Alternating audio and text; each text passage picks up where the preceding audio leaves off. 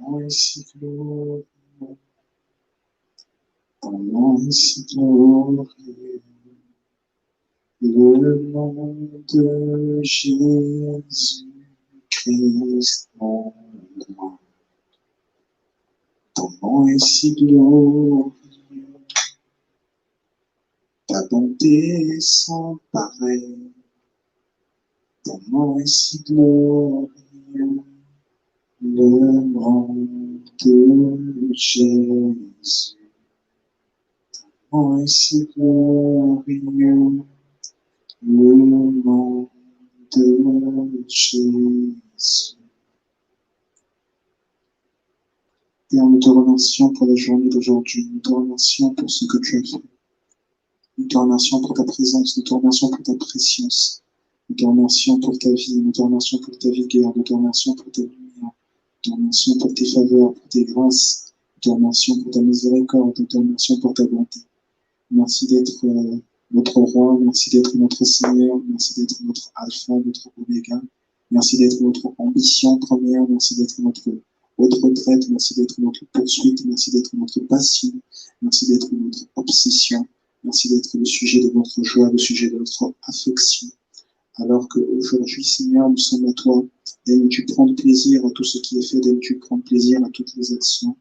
Daignes-tu prendre plaisir à toutes les manifestations de l'Esprit aujourd'hui qui auront lieu. Elles ont toutes lieu pour toi. Elles n'ont lieu que pour toi. Elles n'ont pas lieu pour une personne ici. Elles ont lieu pour que toi, tu prennes plaisir. Que toi seul, aujourd'hui, tu prennes plaisir à tout ce qui est fait. Que toi seul, aujourd'hui, tu prennes plaisir à notre adoration. Que toi seul, aujourd'hui, tu prennes plaisir à notre manière d'être. Et que ton nom soit glorifié aujourd'hui. Alors que nous te célébrons, alors que nous t'honorons. Aujourd'hui, tu es au-dessus de toutes les afflictions. Aujourd'hui, tu es au-dessus de toutes les infirmités. Aujourd'hui, tu es au-dessus de la rébellion.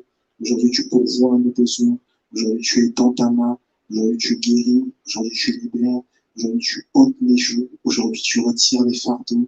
Aujourd'hui, tu libères de la puissance de l'ennemi dans le nom puissant de Jésus-Christ. Tous, ensemble, comme un seul cœur, d'un seul élan, effectuer ces paroles,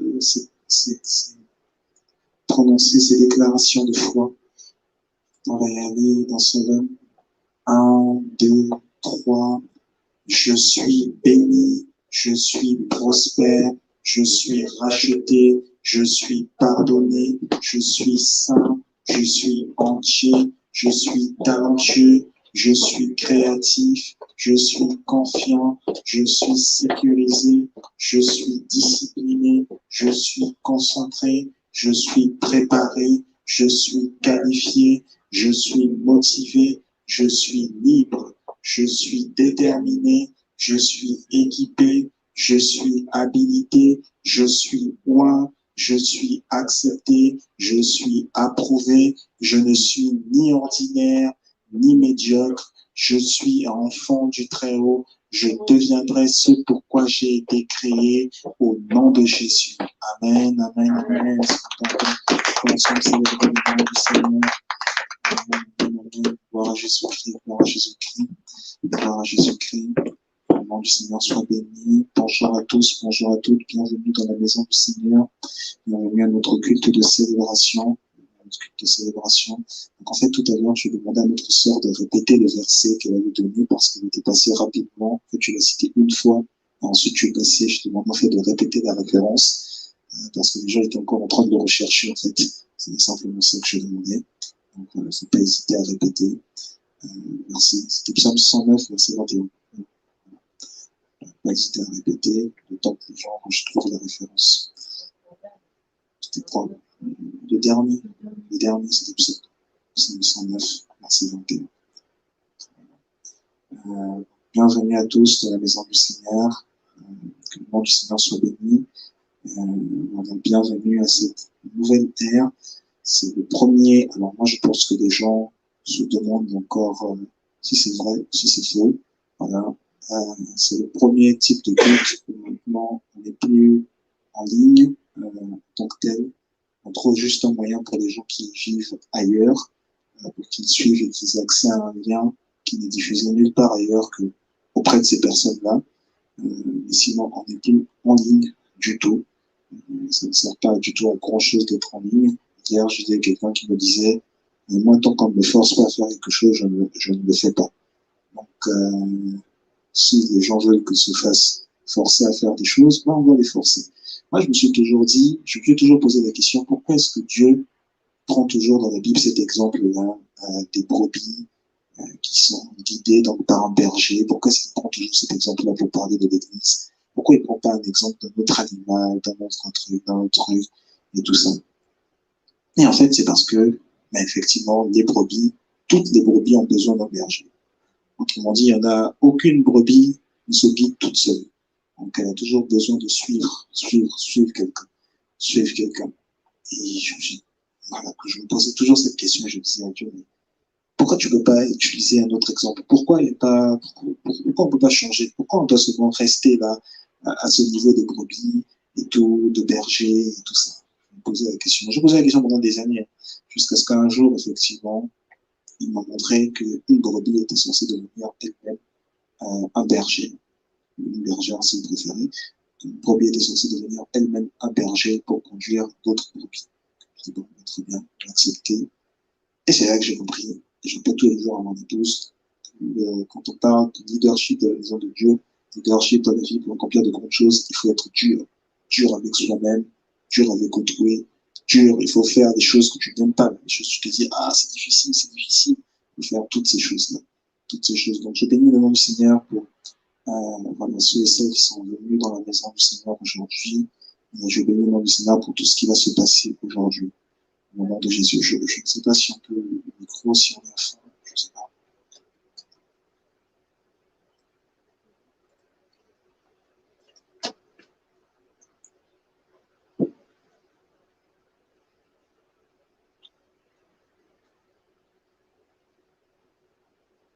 Aujourd'hui, nous parlons des portails démoniaques. Aujourd'hui, nous parlons des portails démoniaques. Les portails démoniaques. Genèse chapitre 12, verset 1. Genèse chapitre 12, verset 1. Genèse chapitre 12, verset 1. Genèse chapitre 12, verset 1. Genèse chapitre 12, verset 1.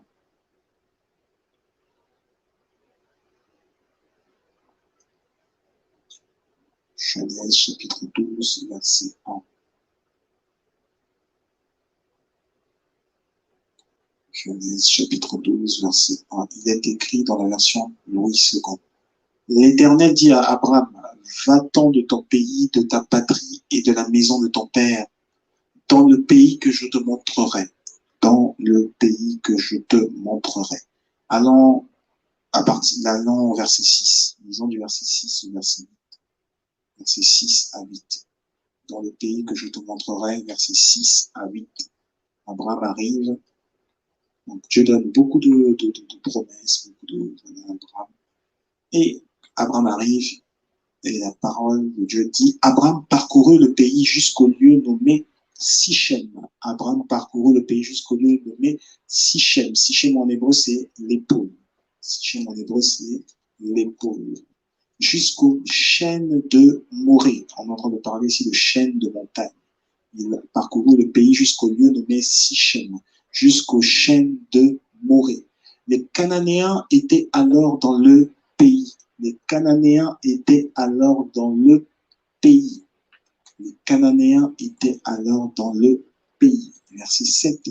L'Éternel apparut à Abraham et dit, je donnerai ce pays à ta postérité. Et quand l'Éternel apparut, Abraham bâtit un autel. À l'endroit où l'Éternel était apparu, Abraham bâtit un autel. Donc, tout lieu d'apparition de Dieu, sur un lieu d'apparition de Dieu, Abraham a bâti un autel à l'Éternel qui lui était apparu. Donc, il a dit, certainement ici, on peut rendre un culte à Dieu. Certainement ici, on se rend compte que Dieu est là. Il se transporta de là, autrement dit, il se déplaça. Il se transporta de là vers la montagne, à l'orient de Bethel, et il dressa ses tente. Il se transporta de là vers la montagne à l'orient de Béthel et dressa ses tentes, ayant Béthel à l'occident et Haï à l'orient. Ayant Béthel à l'occident et Haï à l'orient. Béthel, c'est un mot hébreu qui veut dire la maison de Dieu. Béthel, c'est un mot hébreu qui veut dire la maison de Dieu. Il bâtit là, il bâtit encore là un autel à l'Éternel et il invoqua le nom de l'Éternel. Autrement dit, il pria. Il invoqua le nom de l'Éternel. Autrement dit, je le dis encore, il pria. Il invoqua le nom de l'Éternel. Donc à Béthel, Abraham invoque le nom de l'Éternel. On est ici en train de définir ce qu'on appelle, donc c'est lieu où Abraham bâtit des autels, on est en train de définir par là ici ce qu'on appelle des hauts lieux. On va définir aussi ce qu'on appelle des hauts lieux. Moi, j'ai fait de la géographie. Moi, je suis à l'université, je fais une licence de géographie. Et aujourd'hui, ces lieux-là, ces hauts lieux, ils sont considérés, dans le monde d'aujourd'hui, les hauts lieux, ce sont, pour la plupart d'entre eux, du moins, ce sont des lieux de culte. Ce sont des lieux de culte. Mais en fait, à l'époque, les hauts lieux, c'était des endroits qui étaient visibles par plusieurs visiteurs. Plusieurs visiteurs pouvaient venir visiter des hauts lieux et des touristes. Enfin, il y avait des visiteurs, des touristes. C'était des lieux qui attiraient des visiteurs, des touristes. C'était des lieux qui attiraient notamment des personnes qui croyaient tout de même en une forme de divinité, peut-être en des formes de divinité différentes de celles qu'il y avait dans ces hauts lieux. Mais ces personnes venaient, ils voyaient, se disaient, ah, donc ici c'est cette divinité, ici c'est cette divinité. Ils sentaient une atmosphère et justement ils faisaient des offrandes. Ils faisaient des offrandes pour ces divinités.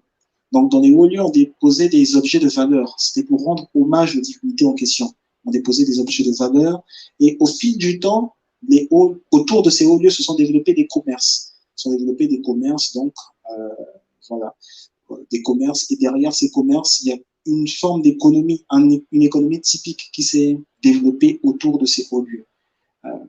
Donc, ça veut dire que l'économie profitait de la présence de ces hauts lieux pour se développer. C'est aujourd'hui le cas, ou du moins ça a même été le cas autour de nombreux temples juifs, autour de synagogues. Et à l'époque de Jésus, on commençait déjà à vendre des choses à la synagogue. Dans les synagogues ou devant les synagogues, on vendait déjà des choses. C'est pour ça que Jésus a renversé des commerces en disant qu'il est écrit, en rappelant le verset qui disait, il est écrit, ma maison sera appelée une maison de prière parmi les peuples. J'aimerais que tu dises avec moi, ma maison, je ne t'entends pas, ma maison sera appelée une maison de prière parmi les nations. C'est ce que Jésus rappelait et ce sera ton cas au nom de Jésus-Christ. Amen. Genèse 28, avant dans le chapitre 28, Genèse 28, on va lire des versets 10 à 19. Genèse 28, versets 10 à 19. Genèse chapitre 28, versets 10 à 19. Genèse chapitre 28, versets 10 à 19.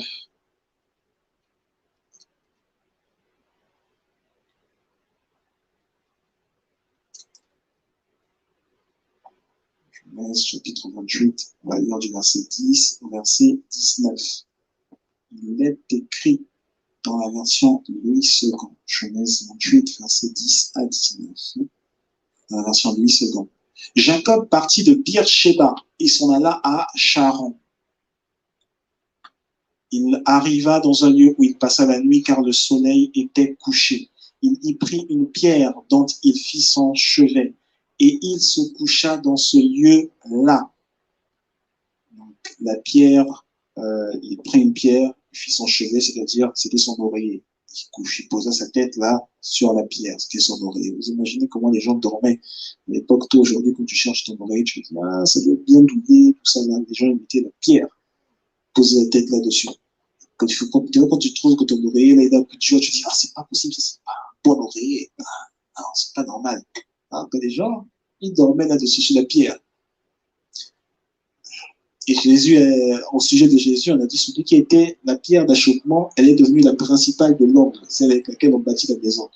Voilà. Donc, quand tu te couches et que tu dis, ah, moi, je dors avec mon Jésus, ça veut dire, normalement, la pierre là, tu veux la poser là, derrière ta tête. Il eut un songe, et voici, une échelle était appuyée sur la terre, et son sommet touchait le ciel. Et voici, les anges de Dieu montaient et descendaient par cette échelle. Les anges de Dieu montaient et descendaient par cette échelle. Et voici, l'Éternel se tenait au-dessus d'elle, et il dit, je suis l'Éternel, le Dieu d'Abraham, ton père, et le Dieu d'Isaac. La terre sur laquelle tu es couché, je la donnerai à toi et à ta postérité. Ta postérité sera comme la poussière de la terre, et tu t'étendras à l'Occident et à l'Orient, au septentrion et au midi, et toutes les familles de la terre seront bénies en toi et en ta postérité. Voici, je suis avec toi, je te garderai partout où tu iras, et je te ramènerai dans ce pays, car je ne t'abandonnerai point. Je ne t'abandonnerai point que je n'ai exécuté ce que je te dis. Grosso modo, le français d'aujourd'hui, il est dit, je ne t'abandonnerai pas avant que ce que j'ai dit ne soit matérialisé. Verset 16, Jacob s'éveilla de son sommeil et il dit, vous voyez comment le rêve était spirituel. Les rêves sont spirituels. Il dit, Jacob s'éveilla de son sommeil et dit, certainement l'Éternel est en ce lieu, et moi je ne le savais pas. Il eut peur et dit que ce lieu est redoutable. C'est ici la maison de Dieu. Autrement dit, c'est ici Bethel. C'est ici la maison de Dieu, virgule. C'est ici la porte des cieux.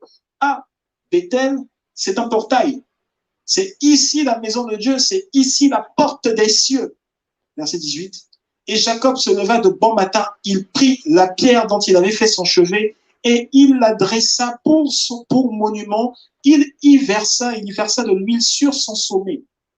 Il donna à ce lieu le nom de Bethel. Bethel. Mais la ville s'appelait auparavant Luz. Autrement dit, en fait, dans ce passage-là, on est en train de découvrir que Moïse a écrit le livre de la Genèse et qui a vu ce qui s'était passé avec Abraham.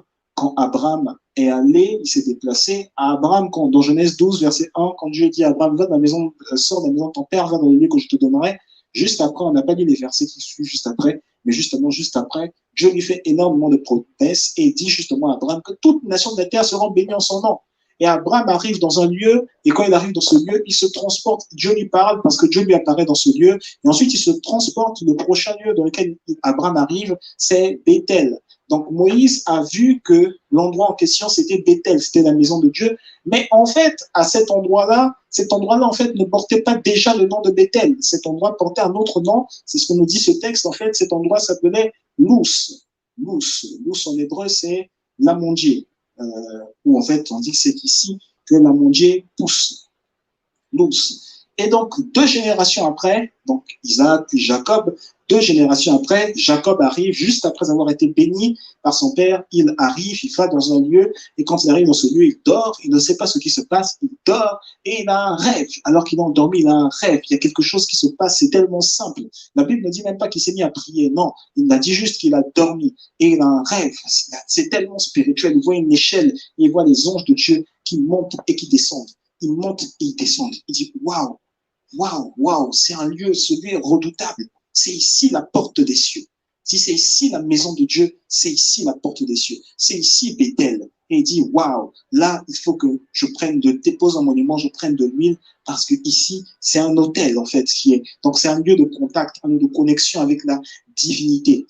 C'est un haut lieu, comme on l'a dit tout à l'heure, mais ce haut lieu est un portail, un endroit d'introduction à la divinité. Un portail, aujourd'hui, quand je suis en train de dire ces choses-là, peut-être qu'il y a des gens qui s'imaginent des portes. Aujourd'hui, au Mont Saint-Michel, le Mont Saint-Michel, c'est certainement l'endroit d'ailleurs qui est le plus visité en France. Et autour du Mont Saint-Michel, il y a une économie aussi qui s'est développée, qui est en train de se développer, qui s'est développée depuis des années. D'ailleurs, cette économie est telle qu'il y a des gens donc, qui vont visiter le mont parce que c'est un haut lieu, mais il y a également des gens qui vont au Mont Saint-Michel pour faire un pèlerinage. Et ils vont en pèlerinage au Mont Saint-Michel et ils rendent des cultes. Donc on est en France, hein, ils rendent des cultes à une divinité, je ne sais pas laquelle c'est, mais ils rendent des cultes à une divinité au Mont Saint-Michel. On trouve là-bas des gens qui aident à faire des cultes à ces divinités-là. Donc au Mont Saint-Michel, où il y a cette économie qui s'est développée, il y a un endroit où ils accèdent selon les gens qui y sont, ils accèdent à une forme de divinité, à une forme de spiritualité. Donc, en fait, on est dans un lieu où, au Mont-Saint-Michel, je veux dire, on est dans un lieu où les gens sont attirés non pas seulement par l'économie, mais aussi par le pèlerinage. Donc, on est en train de parler de plusieurs types d'esprits qui sont là-bas.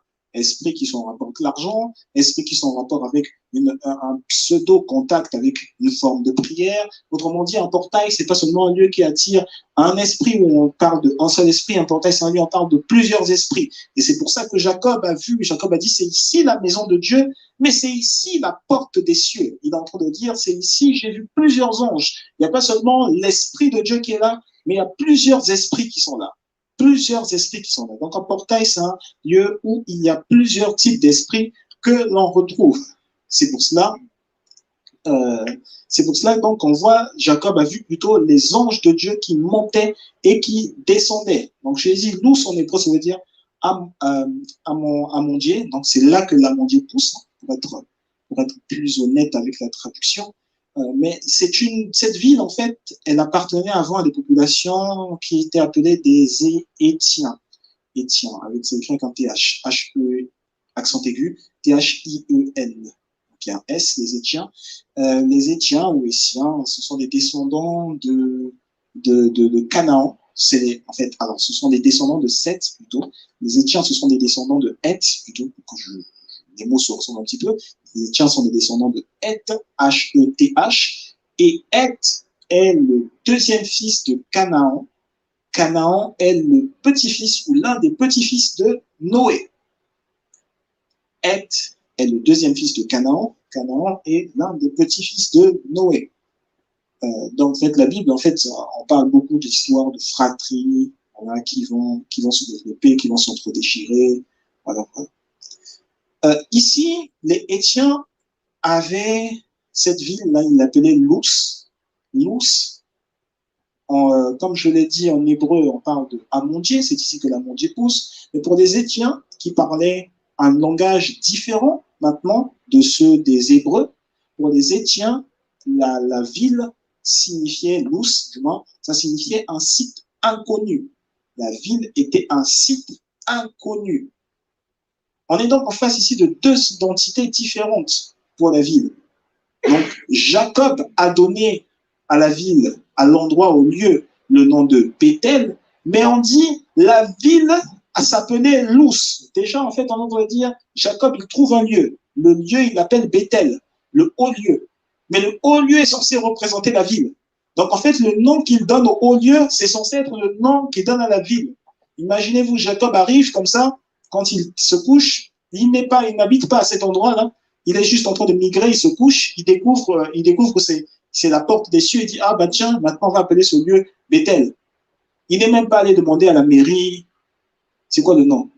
Il n'est pas allé demander au maire, non, maintenant on doit changer le nom de la ville, on doit changer, voilà. Le maire lui a même pas dit, mais tu es étranger et tout. Ah non, mais si tu veux, je peux avoir un permis de construire, peut-être ça m'a donné. Non, il n'a pas fait ça. Il a juste dit, maintenant, ça doit s'appeler Bethel. Mais, à un moment, il me dit, la ville devait s'appeler Luz.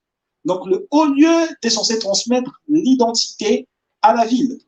Le nom du haut lieu était censé être le nom de la ville.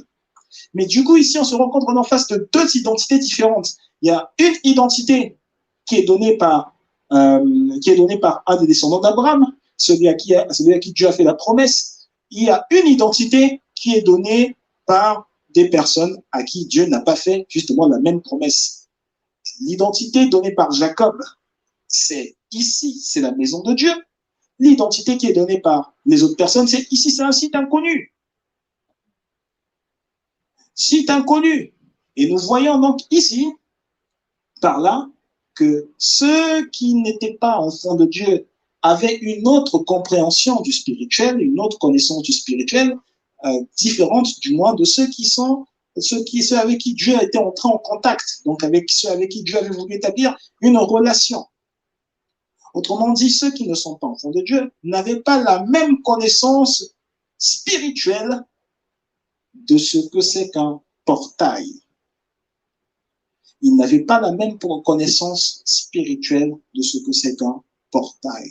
Seuls ceux avec qui Dieu était entré en relation avaient cette connaissance. Seules les personnes avec qui Dieu avait été entré en relation avaient cette connaissance.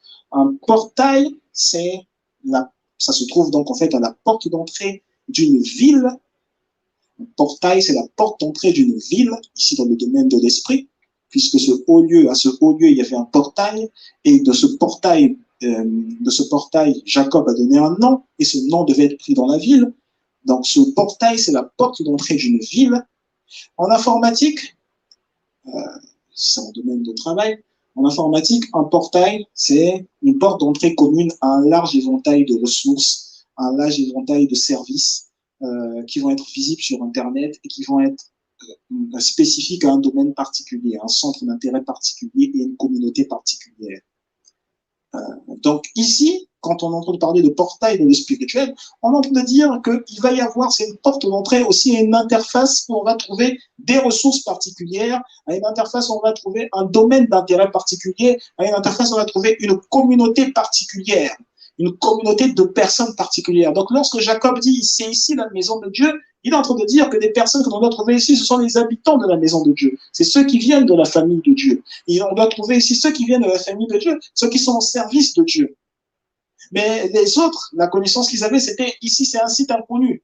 Donc ceux qu'on doit trouver ici, ce sont les inconnus. Comme le diable est le prince des ténèbres et qu'il veut faire demeurer dans l'ignorance et qu'il veut faire demeurer dans l'inconnu, les Étiens étant en train de se dire, ici on doit trouver uniquement ceux qui demeurent dans l'inconnu, comme le diable. Mais Jacob disait, ici on doit trouver la maison de Dieu. Je ne sais pas si vous saisissez la différence. Josué chapitre 16, pardon, on va lire du verset 1 au verset 4. Josué chapitre 16, verset 1 au verset 4. Josué chapitre 16, du verset 1 au verset 4.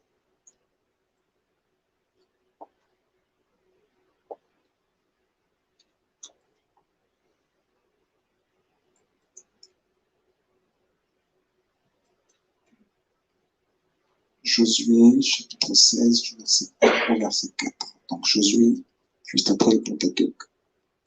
Après Deutéronome, pas besoin d'aller trop loin dans la Bible. Ça va être en les 5 premiers livres, là, Deutéronome, ensuite on a Josué, chapitre 16, à partir du verset 1, on va lire du verset 1 au verset 4. Josué, chapitre 16, du verset 1 au verset 4. Il est écrit dans la version du second. La part échue par le sort au fils de Joseph s'étendait depuis le Jourdain près de Jéricho vers les eaux de Jéricho à l'Orient. La limite suivait le désert qui s'élève de Jéricho à Béthel par la montagne. Je vais répéter parce qu'il y avait beaucoup de mots qui ne sont pas peut-être familiers aux Français d'aujourd'hui. La part échue par le sort, c'est comme si on avait fait pierre, feuille, ciseaux, sauf que là-bas c'est un autre type de sort. La part échue par le sort au fils de Joseph, ça veut dire l'héritage qui était donné au fils de Joseph en termes de terre s'étendait depuis le Jourdain, le fleuve du Jourdain, en commençant vers la ville de Jéricho, le fleuve du Jourdain vers les eaux de Jéricho. Donc le pourtour administratif s'était dessiné autour de la ville de Jéricho, surtout sur les eaux de Jéricho à l'Orient, à la limite qui suivait le désert qui s'élève de Jéricho à Béthel. Donc on prend Jéricho, on prend ces eaux qui sont à l'orient de Jéricho, on prend les eaux de Jéricho, à l'orient donc à droite, hein, on prend les eaux de Jéricho, on va là où ça se limite, on suit encore le désert, la limite du désert, qui va entre la ville de Jéricho et Béthel par la montagne. Qui va entre la ville de Jéricho et Béthel par la montagne. Ensuite, on dit qu'elle continuait de Béthel à Luz. Ah, ici, il semble y avoir une différence entre Béthel et Luz. Donc, peut-être que lorsque Jacob avait dit ici, c'est le haut lieu, et que la ville s'appelait Luz, peut-être qu'effectivement, il n'a pas poursuivi. Il n'est peut-être pas allé rencontrer le maire. Il n'est peut-être pas allé voir les gens pour dire non, maintenant ça doit se changer. Il a dit bon, je ne vais pas faire de combat ici. Je sais juste que moi j'ai rencontré Dieu là. Bon, ça s'appelle Béthel, point. Donc, ici, ils établissent une différence. Ils disent Béthel, c'est pas Luz. Béthel ou Luz. Béthel à Luz. Et passer vers la frontière des Arkiens par Ataroth. Puis elle descendait à l'Occident, donc là on parlait de l'Orient, oui, la droite, puis elle descendait à l'Occident, à la gauche, vers la frontière des Japhléciens, jusqu'à celle de Beth-Horon, à la basse, et jusqu'à Gézer, pour aboutir à la mer. Croyez-moi, après, à la fin de cette lecture, je vais oublier tous ces noms, c'est sûr. C'est là que reçurent leur héritage les fils de Joseph, Manassé et Éphraïm. Les fils de Joseph qui sont Manassé et Éphraïm. Donc, on est en train de parler des villes ici qui ont été données en héritage aux fils de Joseph, qui sont Manassé et Éphraïm. Et ces villes données en héritage, parmi ces villes du monde données en héritage, les limites de cet héritage en termes de terre entrent dans le cadre du portail. Autrement dit, le portail qui est spirituel avait été donné en héritage au fils de Joseph. Le portail qui est spirituel avait été donné en héritage au fils de Joseph. Puis, qu'est-ce qui se passe s'ils ont été donnés en héritage? Qu'est-ce qui se passe? On va aller dans Juge chapitre 1, on va lire Juge chapitre 1 des versets 21 au verset 26. Verset 21 à 26. Juge chapitre 1, verset 21 à 26. Juge chapitre 1, verset 21 à 26. Juge chapitre 1, verset 21 à 26. Juge chapitre 1, verset 21 à 26. Il est écrit, dans la version 8 secondes, les fils de Benjamin ne chassèrent point les Jébusiens qui habitaient à Jérusalem. Et les Jébusiens ont habité jusqu'à ce jour dans Jérusalem avec les fils de Benjamin. Donc il y avait des Jébusiens à Jérusalem. Les fils de Benjamin ne les ont point chassés. Mais la maison de Joseph, quant à elle, elle monta aussi contre Bethel. Ah, donc elle monta contre la ville de Bethel. C'est-à-dire qu'à cet endroit, il y avait d'autres populations. La maison de Joseph monta contre eux. Ils n'ont pas allé demander, ils ont peut-être demandé l'autorisation. Le maire leur a dit non, non, non, non, non, vous ne pouvez pas faire. Et ils ont dit non, mais ça nous revient de droit. Ça nous revient de droit. C'est la maison de Joseph. Donc c'est nous, on nous adresse son héritage. Donc on doit monter contre vous. Si vous ne voulez pas rester ici, non, on vous chasse. Et l'Éternel fut avec eux, puisque c'était leur héritage. L'Éternel fut avec eux. La maison de Joseph fit explorer Bethel, qui s'appelait autrefois Luz. Les gardes virent un homme qui sortait de la ville. Ils lui dirent, montre-nous par où nous pourrons entrer dans la ville et nous te ferons grâce. Il leur montra par où ils pourraient entrer dans la ville et ils frappèrent la ville du tranchant de l'épée. Donc, on parlait d'un passeur. Voilà, il y avait un passeur là. Ils frappèrent la ville par le tranchant de l'épée, mais ils laissèrent aller cet homme et toute sa famille. Cet homme se rendit dans le pays des Étiens. Ah, donc en fait, il se rend compte que Bethel, là, il y avait des gens qui étaient là. À l'époque, c'était des Étiens, mais c'était pas leur pays. Ça veut dire qu'ils étaient là, ils n'étaient pas là pour, comment je peux dire, ils n'étaient pas là administrativement parlant. Ils n'avaient pas le droit d'être là. Et c'est pour ça que quand les gens viennent, ils reprennent leur territoire. Ben, l'homme, il est là, il ne le tue pas, mais du coup, qu'est-ce qu'il fait? Ils se rend dans le pays des Étiens. Ça veut dire que cet homme venait certainement de là. Et cet homme pense tellement à la ville à laquelle, qui a été détruite, que lorsqu'il vient, il bâtit une ville. Il avait certainement donc des moyens de bâtir la ville. Il bâtit une ville à lui tout seul et il lui donna le nom de Luz, nom qu'elle a porté jusqu'à ce jour. Donc il pensait à cette ville, il dit bon, ça a été détruit, voilà, maintenant ça appartient à la maison de Joseph, ok, maintenant je reporte ce nom-là dans une autre ville. Donc, ici, dans ce petit texte, on se rend compte que la maison de Joseph donc, a chassé les personnes qui étaient sur le territoire, ou du moins sur l'héritage qui leur avait été donné. Et dans cet héritage, il y avait un portail spirituel.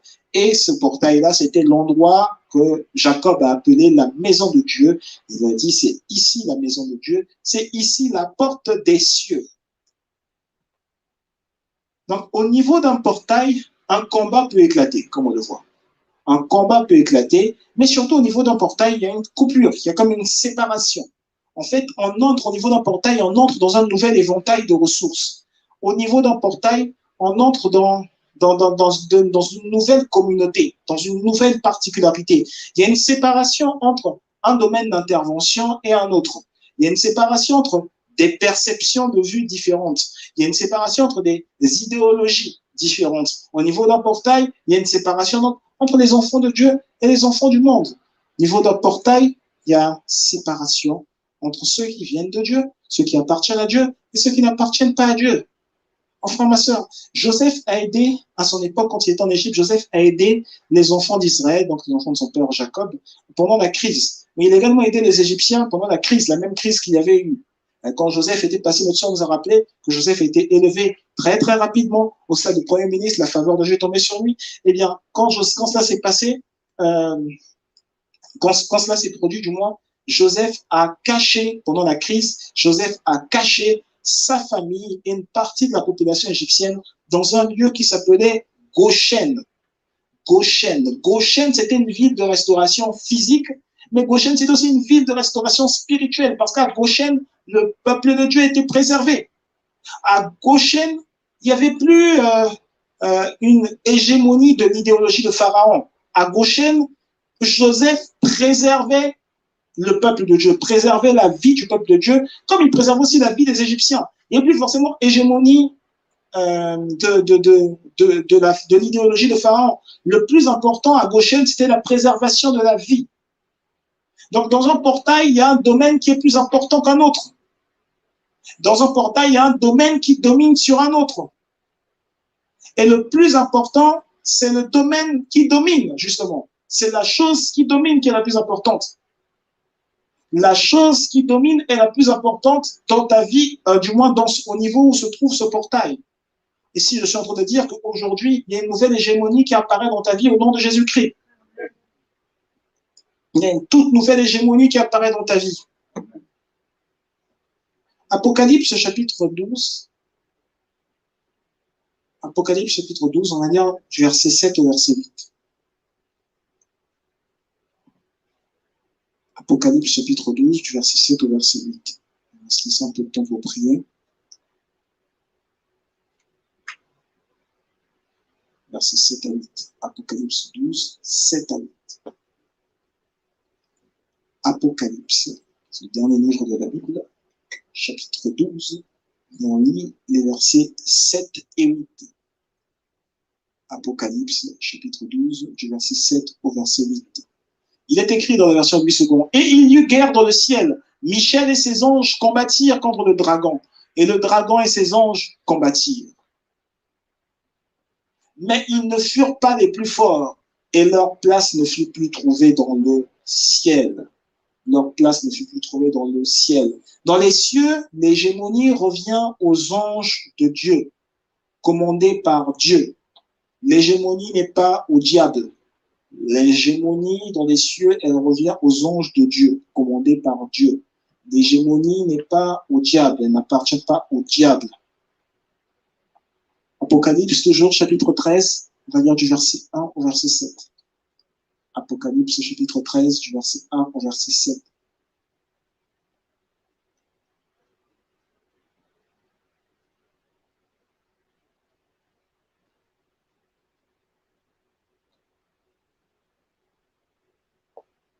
Apocalypse, chapitre 13, du verset 1 au verset 7.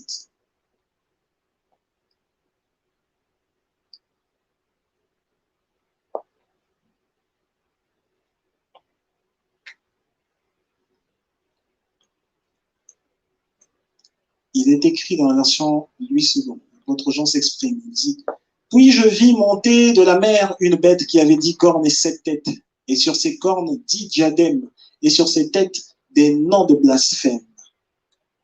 La bête que je vis était semblable à un léopard. Ses pieds étaient comme ceux d'un ours, et sa gueule comme une gueule de lion. Le dragon lui donna sa puissance et son trône et une grande autorité. Et je vis l'une de ses têtes comme blessée à mort, mais sa blessure mortelle fut guérie. Et toute la terre était dans l'admiration derrière la bête. Et ils adorèrent le dragon parce qu'il avait donné l'autorité à la bête. Le dragon qui était précipité, ils l'adorèrent parce qu'il avait donné l'autorité à la bête. Et ils adorèrent la bête en disant: qui est semblable à la bête et qui peut combattre contre elle? Et il lui fut donné une bouche qui proliférait des paroles arrogantes et des blasphèmes. Et il lui fut donné le pouvoir d'agir pendant 42 mois. Et elle ouvrit sa bouche pour proférer des blasphèmes contre Dieu, pour blasphémer son nom et son tabernacle et ceux qui habitent dans le ciel. Il fut donné une bouche à la bête pour blasphémer contre Dieu. Et le pouvoir qui était donné à la bête était donné par le dragon, lui qui avait été précipité, le dragon et ses anges qui combattirent. Le dragon et ses anges combattirent, Lucifer et ses anges combattirent. Vous avez compris l'allusion. Lucifer et ses anges combattirent. Lucifer était projeté sur la terre, le dragon était projeté sur la terre. Vous avez compris que c'est les mêmes personnes. Aujourd'hui, si vous allez à Las Vegas, en dehors de, je pense, les vêtements qu'on trouve moins chers à Las Vegas, en dehors de cela, aux États-Unis, vous allez voir tout un tas de choses, tout un tas de vices immoraux. Vous allez voir des casinos, vous allez voir la prostitution. Les gens, ils vont pour faire la fête, ils s'amusent et tout ça. Et disent ce qui se passe à Vegas reste à Vegas. Cette logique-là, elle est introduite et elle est encouragée par le fait que Las Vegas en elle-même, Las Vegas, c'est un portail démoniaque. Las Vegas, c'est un portail démoniaque.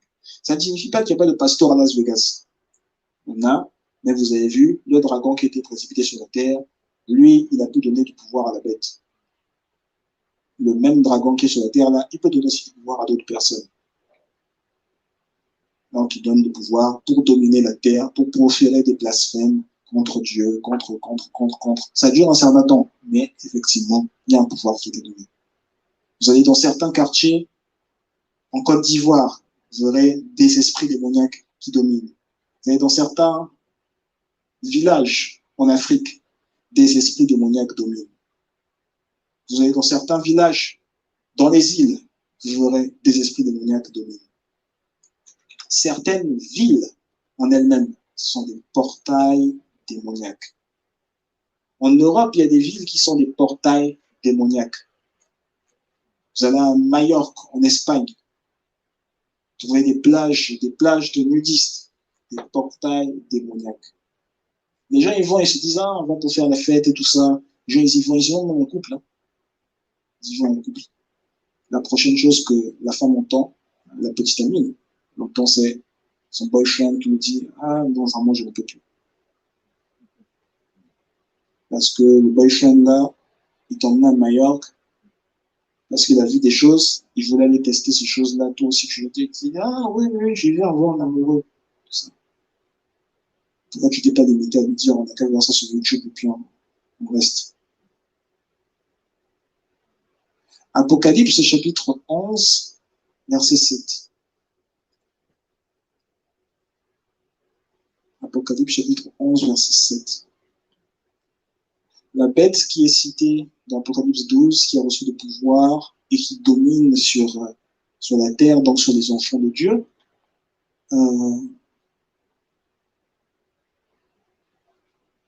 la bête qui est citée, elle avait déjà, du moins sa victoire sur des enfants de Dieu avait déjà été prophétisée, justement, dans le chapitre d'avant, où Dieu avait suscité 2 témoins qui prophétisaient la gloire de Dieu pendant un certain temps, et quand ces témoins-là, donc, voilà, quand ils eurent achevé leur témoignage, la bête qui monte de l'abîme, quand ils ont acheté leur témoignage, la bête qui monte de l'abîme leur fera la guerre, les vaincra et les tuera.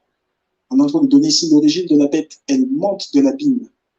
L'origine du portail démoniaque, il vient de l'abîme. Le portail démoniaque vient de l'abîme. Parfois, tu vois une personne qui va fumer, elle aime aller fumer dans un coin. Là. Elle se sent bien, elle trouve un coin devant le stia, un coin derrière l'immeuble. Elle se dit, ah bon, moi je dois aller. Elle se sent bien en fait quand elle va fumer dans ce coin.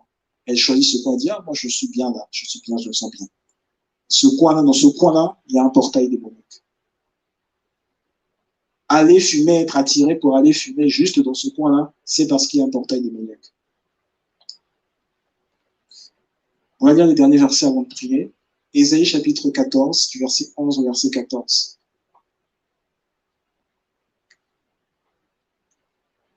Isaïe chapitre 14, du verset 11 au verset 14.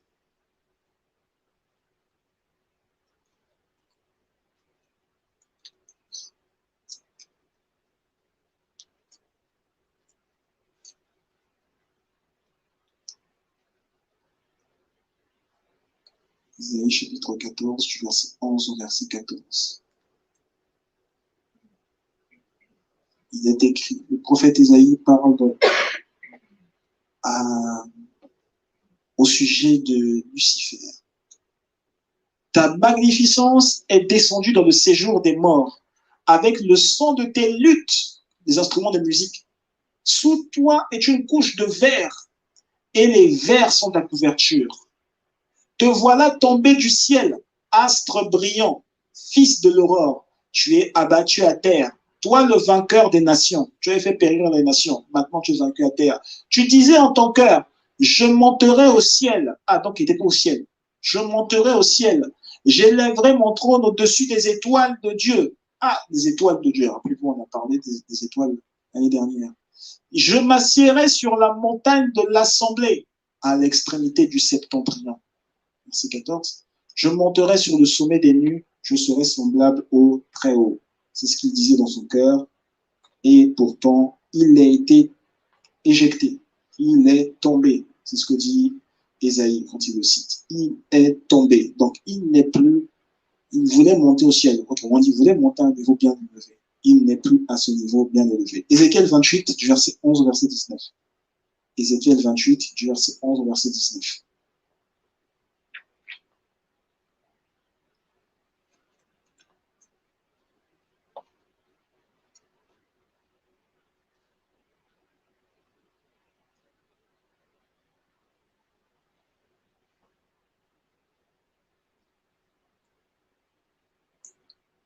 Ézéchiel chapitre 28, du verset 11 au verset 19.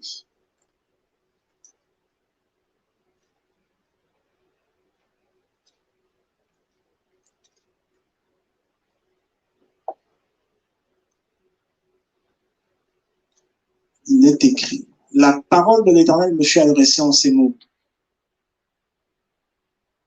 Fils de l'homme, prononce une complainte sur le roi de Tyr. Tu lui diras, ainsi parle le Seigneur l'Éternel.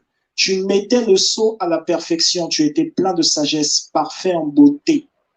Tu étais en Éden, le jardin de Dieu. Ah, tu étais couvert de toute espèce de pierres précieuses, de sardoine, de topaz. Ah, même ces choses-là, dire que même s'imaginer à quoi ça ressemble, c'est compliqué. Parce que on se dit même, est-ce qu'on trouve encore ces choses-là sur la terre? De diamants, de chrysolite, d'onyx. Croyez-moi, si on cite le diamant à un troisième niveau, ça veut certainement dire que les pierres qu'ils ont citées avant sont plus impressionnantes que le diamant. De chrysolite, ça c'est le truc, c'est dans Superman. Onyx, de jaspe, de saphir, d'escarboucle,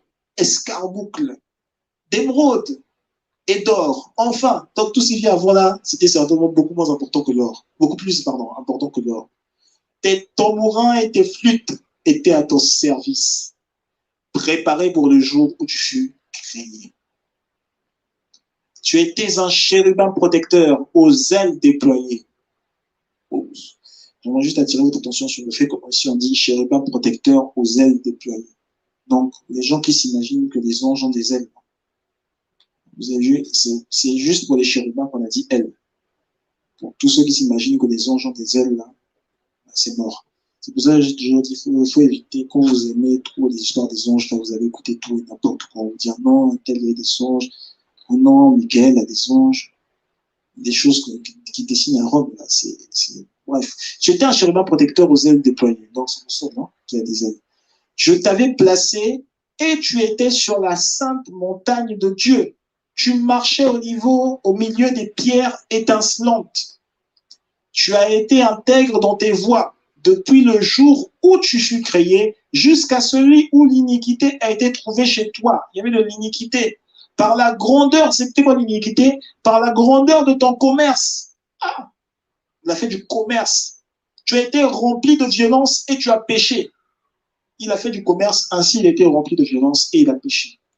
Je te précipite de la montagne de Dieu et je te fais disparaître, chérubin protecteur, du milieu des pierres étincelantes. Ton cœur s'est élevé à cause de ta beauté. Tu as corrompu ta sagesse par ton éclat. Je te jette par terre, je te livre en spectacle au roi. Par la multitude de tes iniquités, par l'injustice de ton commerce, tu as profané tes sanctuaires. Je te fais sortir du milieu de toi, je fais sortir du milieu de toi un feu qui te dévore. Je te réduis en cendres sur la terre aux yeux de tous ceux qui te regardent. Tous ceux qui te connaissent parmi les peuples sont dans la stupeur à cause de toi. Tu es réduit au néant, tu ne seras plus à jamais. Waouh! Ce que Dieu dit par la bouche du prophète Ézéchiel est extraordinaire. Derrière toute la façon dont Lucifer était étincelant, là, Dieu est en train de dire, maintenant je te réduis à néant sur la surface de la terre. Tous ceux qui avaient peur de toi, là, maintenant ils sont de la stupeur. Quand on dit à cause de toi, c'est pas à cause de ce que tu fais, mais c'est à cause de ce que tu as vécu. Autrement dit, il y a deux choses que nous révèle Ézéchiel.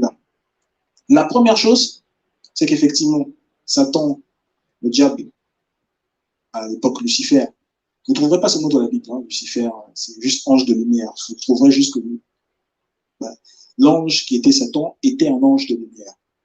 Mais donc la première chose, c'est qu'il a été précipité sur la surface de la terre.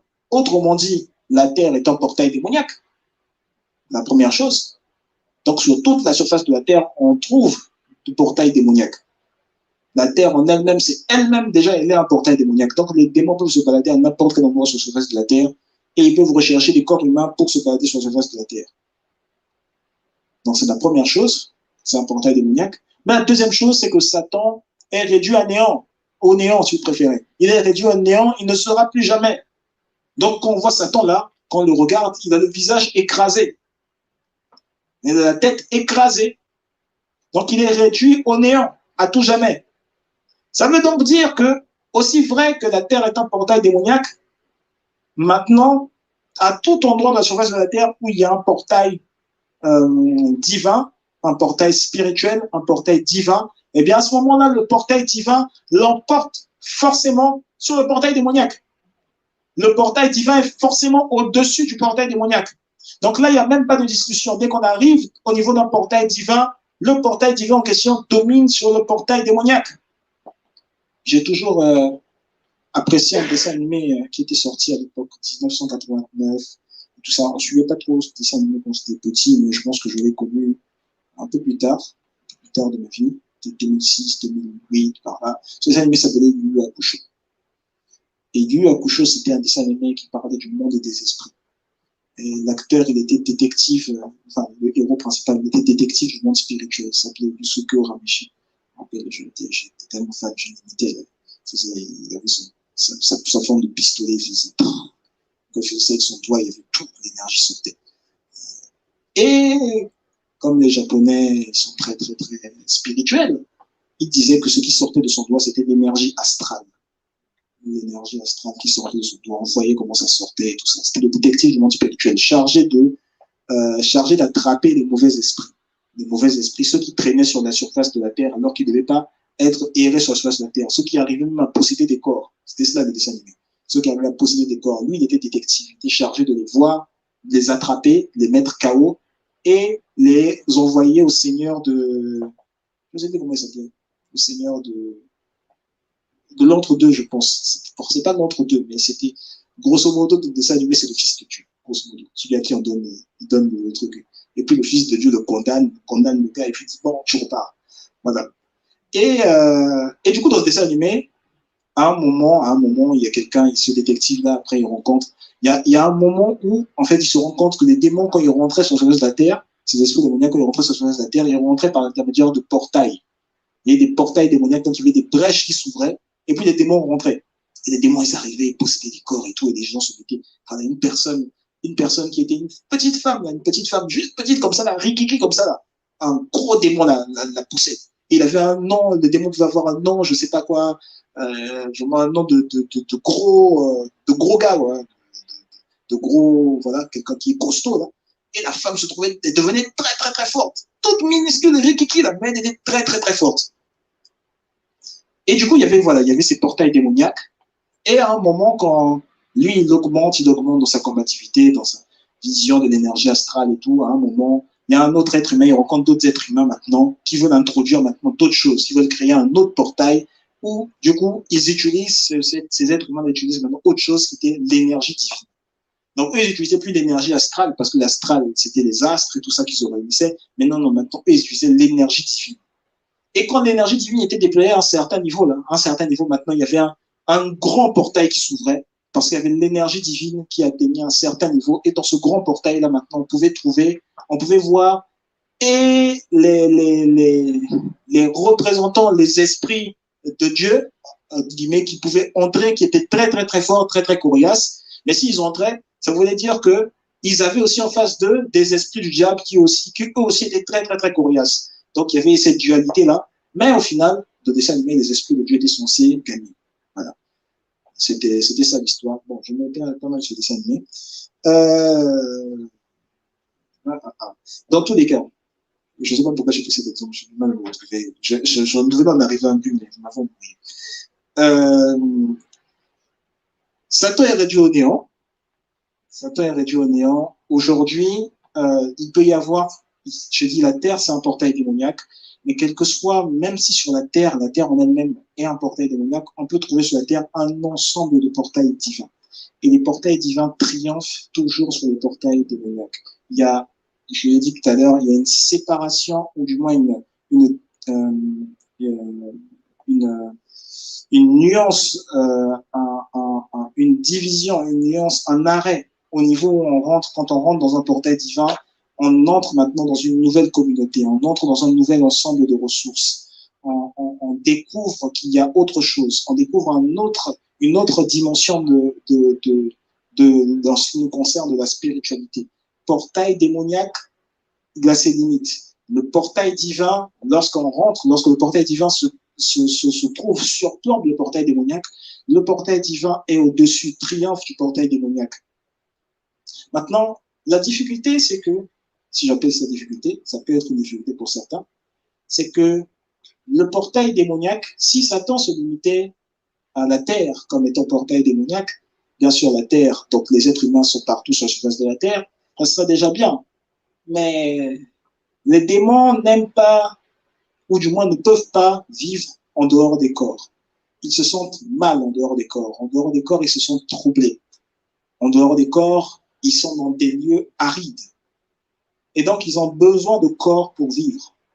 C'est pour cela que Dieu dit dans Lévitique chapitre 17, Lévitique chapitre 17, du verset 10 au verset 11, Lévitique chapitre 17, du verset 10 au verset 11,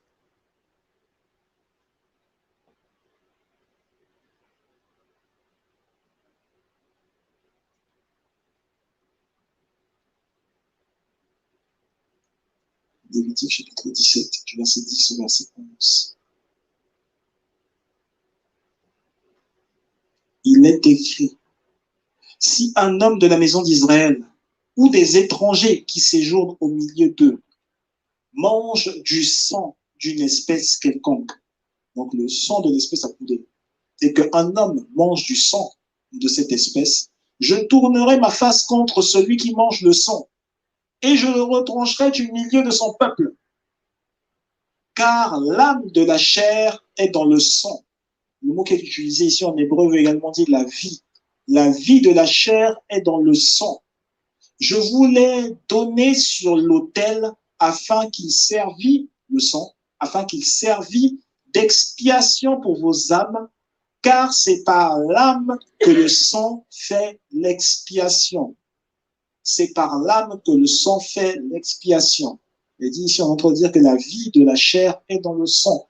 Et on a vu il y a 2 semaines que la chair, c'est un autel qui peut être nourri, qui peut être ceci, qui peut être cela.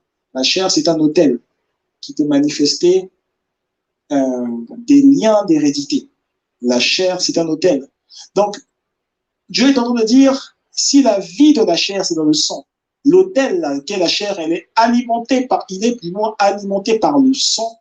Dieu est en train de dire, donner une recommandation au peuple d'Israël. Il dit, plutôt que d'alimenter votre chair par ce sang, maintenant, déposez le sang, donc des animaux, déposez le sang de ces animaux sur l'autel pour lequel vous donnez des offrandes, et par là, avec ce sang-là, par la vie qui est dans le sang, je vais réaliser une expiation de vos péchés, l'expiation des péchés qui se trouvent là dans l'âme que l'on a dans le sang. L'expiation de vos péchés qui se trouve là dans l'âme que l'on a dans le sang.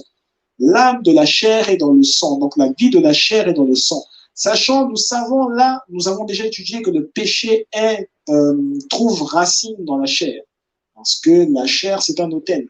Donc, si Dieu veut libérer du péché, moi pour le peuple d'Israël, Dieu dit que maintenant, la vie du péché, la vie de la chair, elle doit être donnée en sacrifice sur l'autel.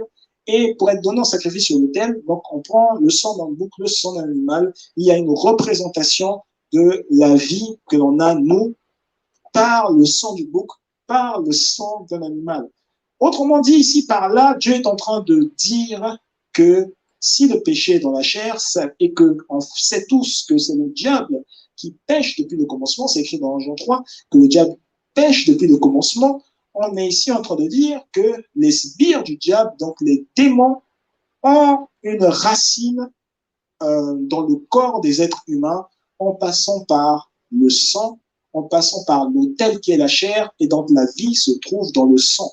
Autrement dit, ici, le sang est un portail démoniaque. Le sang humain, c'est un portail démoniaque. Le sang humain est un portail démoniaque. Le sang humain est un portail démoniaque. Les démons peuvent agir dans le sang humain. C'est pour cela que lorsqu'on parle aussi de liens d'hérédité, que l'on parle d'ADN et tout cela, on voit les mêmes causes, les mêmes effets qui se reproduisent au travers du sang, le sang humain. Mais Hébreux 12, 22 vient nous éclairer sur ce que le Seigneur a fait pour nous et sur notre état, notre nouvel état. Hébreux chapitre 12, versets 22 à 24, on va terminer par là, on va prier. Hébreux chapitre 12, versets 22 à 24. Hébreux chapitre 12, versets 22 à 24.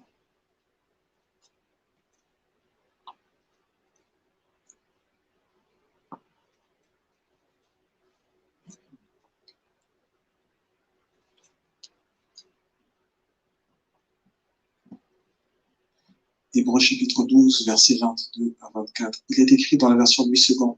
Mais vous vous êtes approchés de la montagne de Sion, de la cité du Dieu vivant, la Jérusalem céleste, des myriades qui forment le cœur des anges, de l'assemblée des premiers-nés inscrits dans les cieux, du juge qui est le Dieu de tous, des esprits des justes parvenus à la perfection. On a déjà expliqué ce passage, de tout ce qui se passe là, les esprits qui sont revenus, on a déjà expliqué tout ce passage. Ici, on se concentre sur Jésus, qui est le médiateur de la nouvelle alliance et du sang de l'aspersion qui parle mieux que celui d'Abel. Le sang de l'aspersion parle mieux que celui d'Abel. On a vu que le sang d'Abel était déjà en train de crier vengeance. Le sang d'un être humain qui avait donné une offrande criait vengeance. Donc le sang parlait. Mais on doit dire ici que Jésus est le médiateur d'une nouvelle alliance et son sang qui a été aspergé parle mieux que le sang d'Abel. Autrement dit, le sang de Jésus parle plus fort que le sang humain qui est un portail démoniaque. Autrement dit, le sang de Jésus est un portail divin. Le sang de Jésus est un portail divin. Donc, chaque fois que l'on est en train de prendre la Sainte Seine, on est en train d'introduire en nous, de rendre réel, rendre manifeste un portail divin qui parle contre un portail démoniaque. Amen. Le sang de Jésus parle mieux que le sang d'Abel. Donc, le sang de Jésus parle mieux que les difficultés des finances. Le sang de Jésus parle mieux, plus fort que les difficultés politiques. Et je vois des difficultés politiques être résolues en termes de postes dans le nom de Jésus-Christ. Le sang de Jésus parle plus fort que des difficultés, des problèmes de concentration. Le sang de Jésus parle plus fort que des problèmes, des douleurs chroniques. Le sang de Jésus parle plus fort que des difficultés de compréhension, des difficultés de réflexion. Le sang de Jésus parle plus fort qu'un mauvais ADN. Autrement dit, si on avait dit qu'il y avait un patrimoine génétique qui, euh, qui régressait au fil du temps, eh bien, le sang de Jésus-Christ parle plus fort que la régression de ce patrimoine génétique.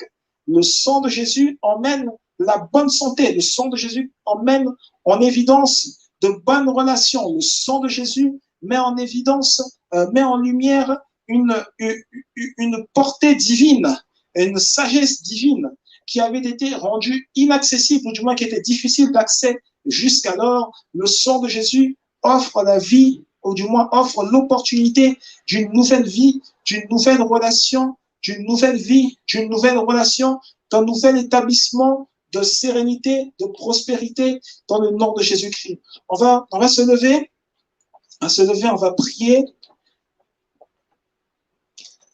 On va se lever, on va prier.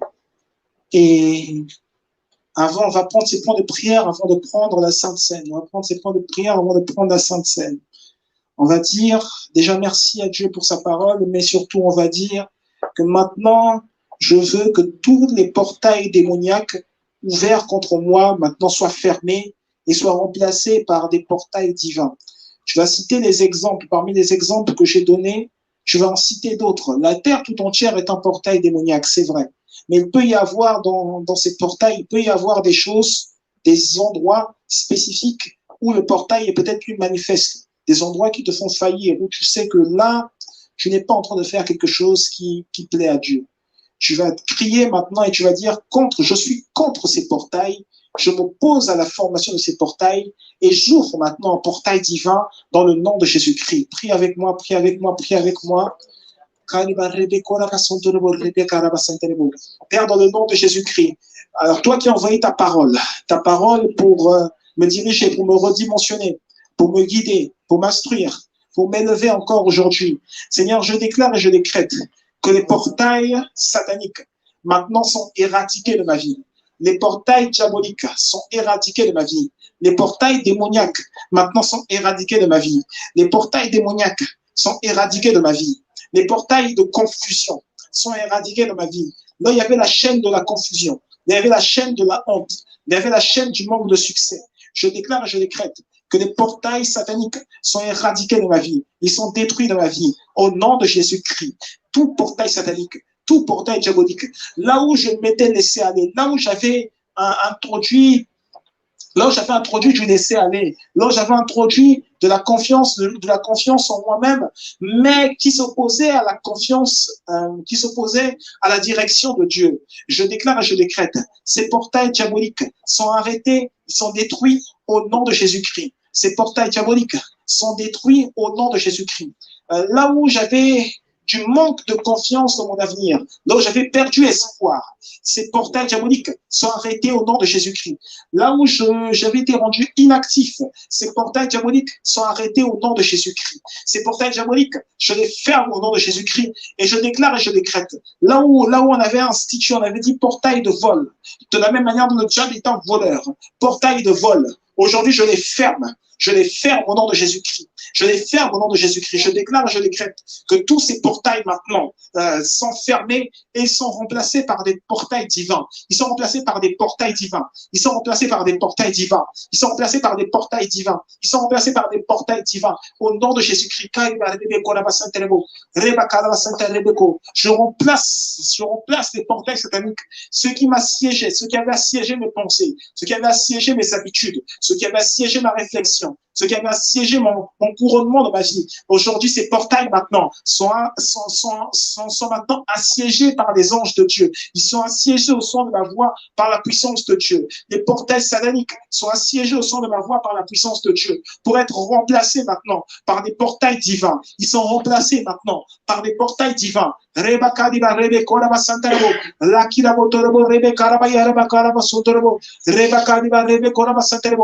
remplacés maintenant par des portails divins, par des portails divins. J'ordonne maintenant que les portails divins augmentent maintenant, augmentent dans ma vie. Et ils augmentent le fruit de mon héritage. Ils augmentent le fruit de mon héritage. Mon héritage, c'est Dieu. Mais à l'intérieur de Dieu, je sais que j'ai des bonus dans ma vie. Je sais que j'ai énormément de bonus dans ma vie. Ils augmentent le fruit de mon héritage. Ils augmentent le fruit de mon héritage. Les portails divins s'ouvrent. Les portails divins s'ouvrent. Les portails divins s'ouvrent. Les portails divins s'ouvrent. Les portails divins s'ouvrent. Les portails divins s'ouvrent. Les portails divins s'ouvrent. Je viens directement, les portails divins s'ouvrent. Les portails divins se manifestent. Les portails divins s'ouvrent. Les portails divins se manifestent. Et tu vas prendre, tu vas citer ces points sur lesquels tu veux voir les portails divins se manifester. Tu vas les citer, quel que soit le domaine, tu vas les citer. Si ça concerne ta santé, si ça concerne ton éducation, ça concerne ta relation, tes relations familiales, ça concerne tes relations sociales, ça concerne ton caractère, ça concerne ton caractère quotidien. Tu vas dire, maintenant, je veux que les portails divins s'ouvrent. Maintenant, je veux que les portails divins s'ouvrent. Maintenant, je veux que les portails divins s'ouvrent. Maintenant, je veux que les portails divins s'ouvrent. Je veux que les portails divins s'ouvrent au nom de Jésus-Christ. Je veux que les portails divins s'ouvrent au nom de Jésus-Christ. Là où ils étaient fermés, je les ouvre. Là où ils étaient fermés, je les ouvre. Là où ils étaient fermés, je les rends manifestes au nom de Jésus-Christ. Il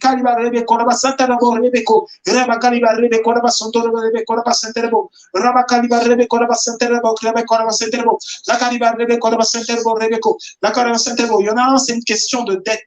Maintenant, je déclare et je décrète. Les portails divins s'ouvrent. Le portail divin s'ouvre. Le portail divin s'ouvre. Il y en a un, c'est une question de dette envers plusieurs personnes. Le portail divin s'ouvre. Le portail divin s'ouvre. Le portail divin s'ouvre. Le portail divin s'ouvre. Pour la résolution de ces dettes. Le portail divin s'ouvre. Le portail divin s'ouvre. Le portail divin s'ouvre. Il y en a un autre, c'est une question de santé. Le portail divin s'ouvre. Le portail divin s'ouvre. Le portail divin s'ouvre. Le portail divin s'ouvre. Il y en a un autre, c'est une question d'onction.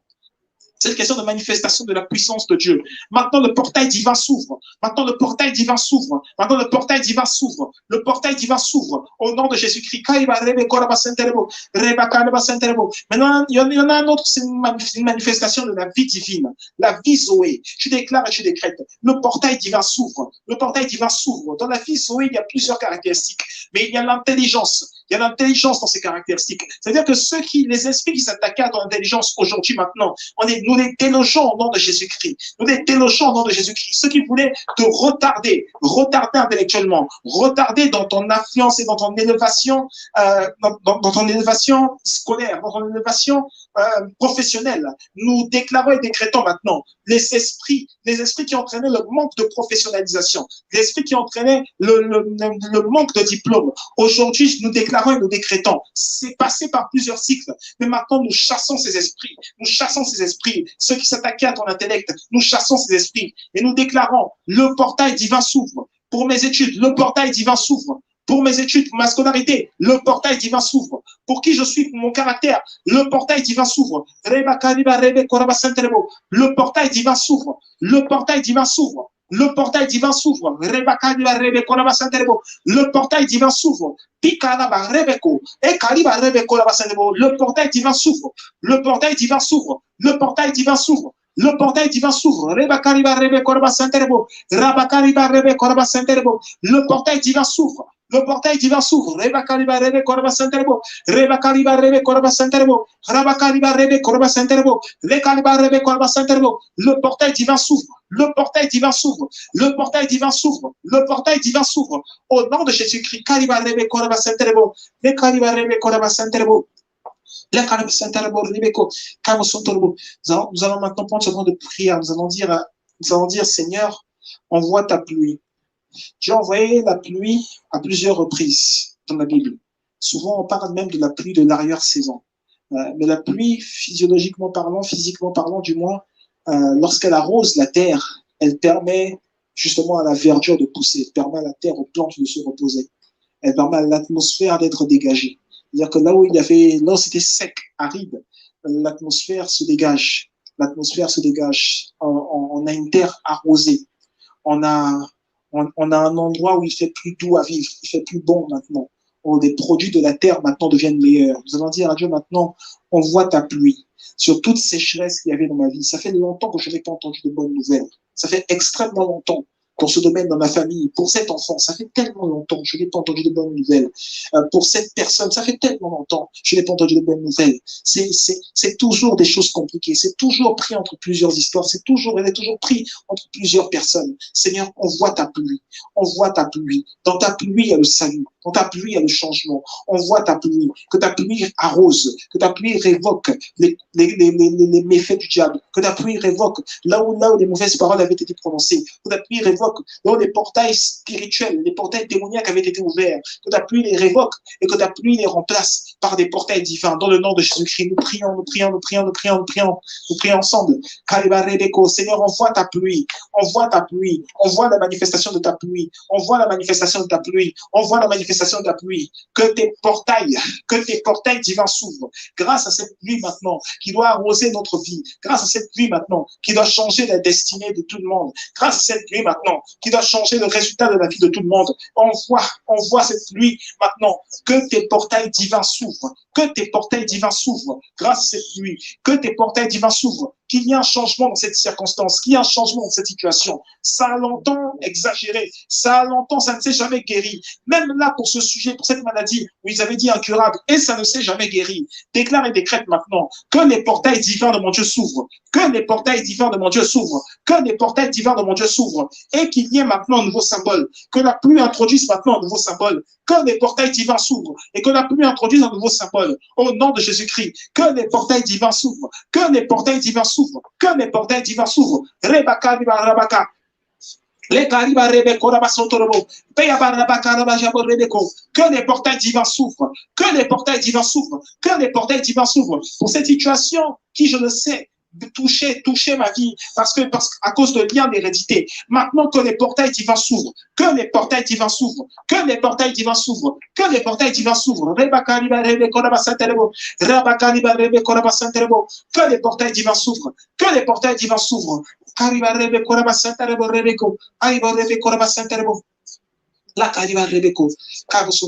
point de prière, juste après nous entendre la Sainte Seine, tu vas dire à Dieu maintenant, je veux que tout ce qui passait par des liens de sang aujourd'hui dans ma vie, et tout ce qui se manifestait, tout ce qui avait de négatif qui se manifestait dans ma vie à cause des liens de sang, que tout cela disparaisse et qu'il y ait dans mon corps de nouveaux portails, des portails divins qui maintenant manifestent un nouveau lien de sang, mais un lien de sang qui est en rapport avec Jésus-Christ.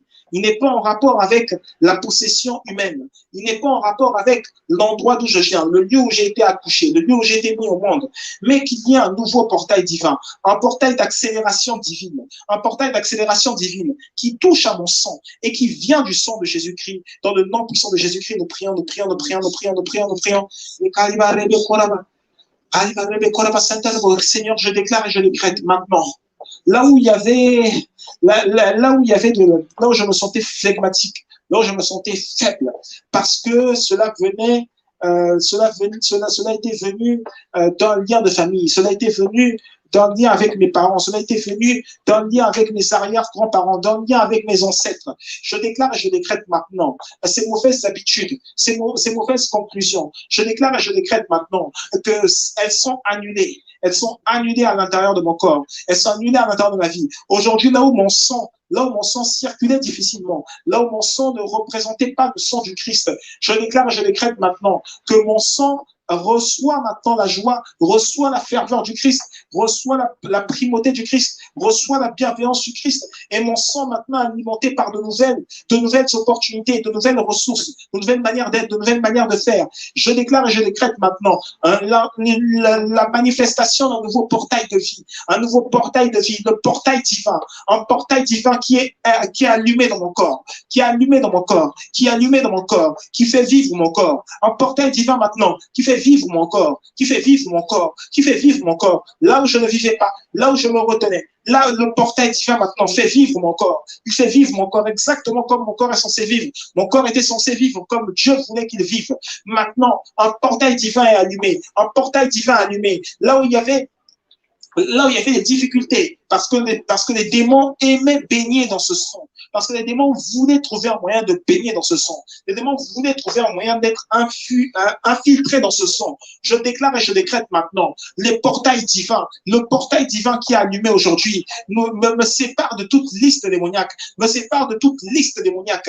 Aujourd'hui, le portail divin maintenant me déconnecte aux listes démoniaques, là où on avait mis mon nom. On avait mis mon nom en disant, tu es descendant d'un tel, puisque tu es descendant d'un tel, tu vas vivre ce style de vie. Puisque tu es descendant d'un tel, tu vas vivre ce style de vie. Tu vas être condamné à ceci, tu vas être condamné à cela. Non, maintenant je déclare et je décrète. Le portail divin qui a par le portail divin qui a allumé maintenant. L'acte de descendance nous condamnait. Maintenant, Jésus-Christ a détruit cet acte. Jésus-Christ a détruit cet acte. L'acte dont les ordonnances me condamnaient, aujourd'hui il est détruit par Jésus-Christ. Aujourd'hui il est détruit par l'auteur et le consommateur de ma foi. L'auteur et le consommateur de ma foi. Au nom de Jésus-Christ.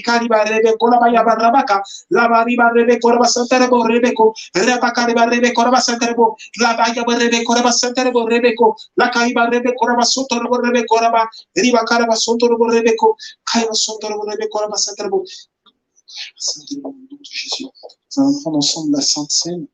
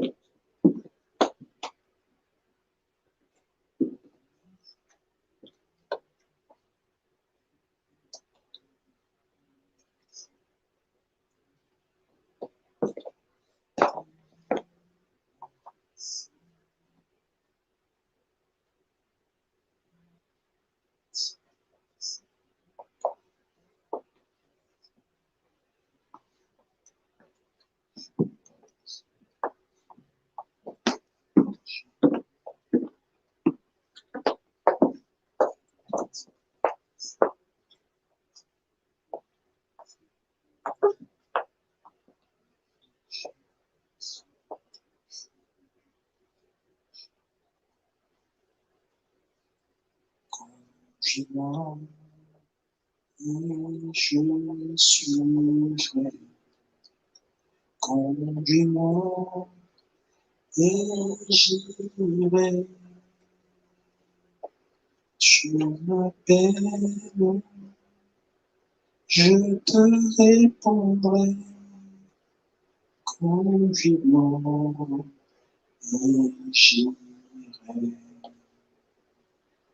Conduis-moi et je suivrai. Conduis-moi et j'irai. Tu m'appelles, je te répondrai. Conduis-moi, conduis-moi, j'irai et j'irai. Tu m'appelles, je te répondrai. Conduis-moi.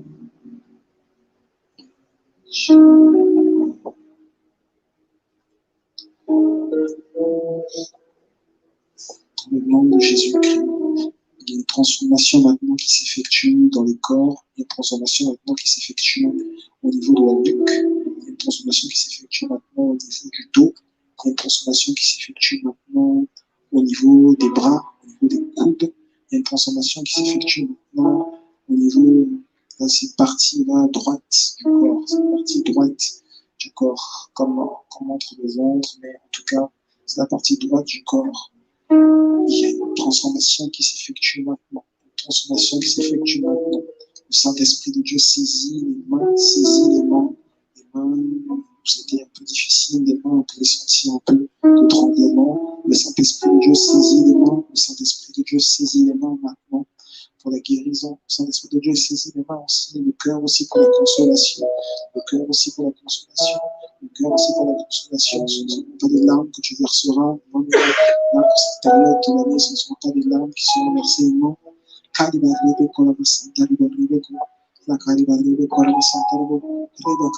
Nous s'ouvrons un nouveau portail, nous ouvrons un portail divin. Là où il y avait un portail démoniaque, nous ouvrons un portail divin dans le nom de Jésus-Christ.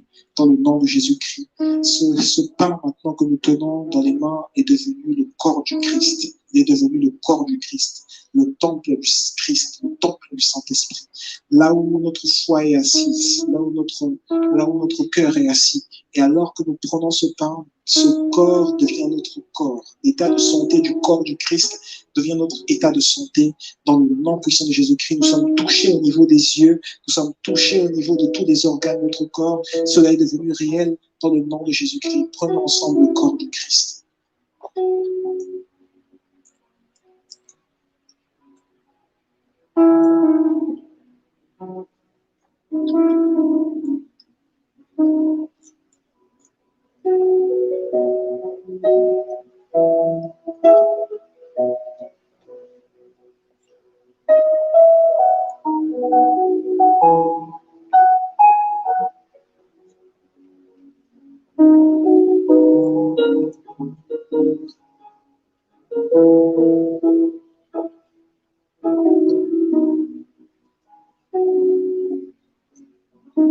L'esprit de guérison est là. L'esprit de guérison est là. Il est celui qui donne un sommeil reposé. Là où le sommeil était difficile. L'esprit de guérison est là. L'esprit de guérison est là. L'esprit de vie est là. L'esprit de vigueur est là. Il est celui qui donne un sommeil reposé. Là où le sommeil était difficile. Il est celui qui donne un état d'être illuminé. Là où la confusion s'est installée. Il lave les pensées. Là où les pensées étaient confuses. Il lave les pensées, là où les pensées étaient confuses. Il y a un rafraîchissement qui se fait maintenant dans les pensées. Il y a une immunité maintenant qui est acquise dans le nom de Jésus-Christ. Une nouvelle immunité est acquise dans le nom de Jésus-Christ. Ce verre que nous avons dans notre main devient le sang de Jésus. Il remplace, là où il y avait un portail démoniaque, il remplace le portail démoniaque. Là où il y avait un ensemble de maladies. Il détruit ces ensembles de maladies. Il vient toucher dans le bas du dos. Il vient toucher ce problème dans le bas du dos. Il vient le toucher pour amener la guérison. Il vient le toucher pour le guérir. Il vient le toucher pour le guérir. C'est effectif maintenant. C'est effectif maintenant. C'est effectif maintenant. Pas demain, pas après-demain. C'est effectif maintenant. C'est effectif maintenant. Donc nous prenons ensemble le sang de Jésus.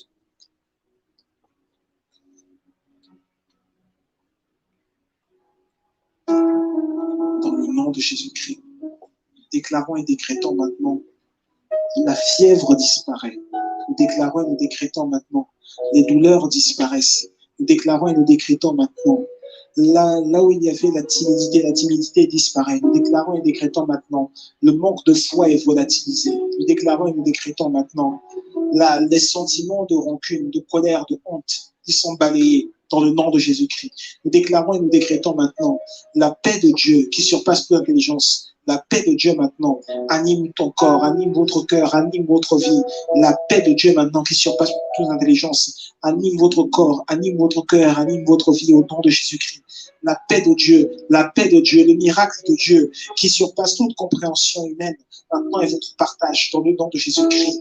Nous déclarons et nous décrétons maintenant la joie de Dieu maintenant qui surpasse toute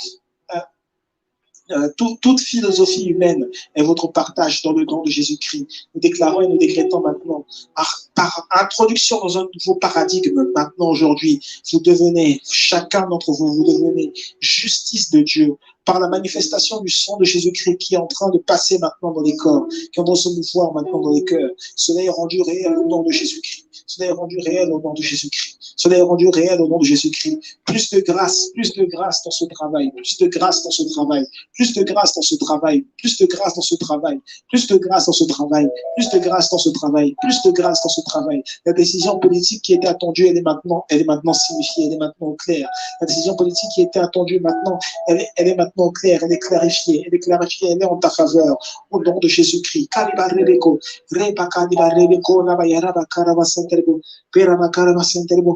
Dekalamayaraboko, Rebakaliba, Rebekora Santarabo, Rebakaliba, Rebekora Sontorbo, Nekariba, Rebeko, Rebakaliba, Sontorbo, Rebeko, Nekariba, Rebekora Santarabo, Rebakaliba, Santarabo, Kasantorbo, Rebekora Santarabo, Kamasantorbo, Kasantarbo. Dieu accorde la paix à ta famille.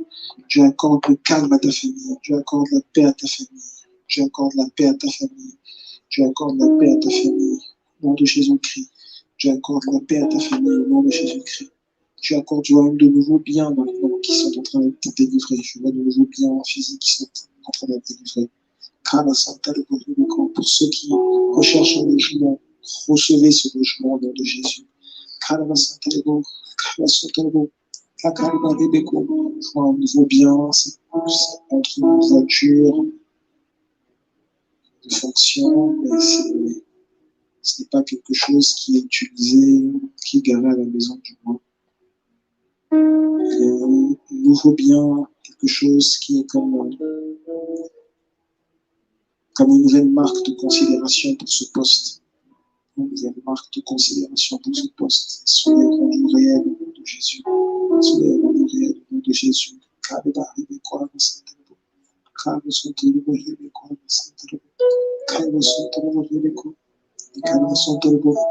veux aussi de nouvelles personnes qui donnent de l'argent pour un projet qui va encore perdurer, qui va encore.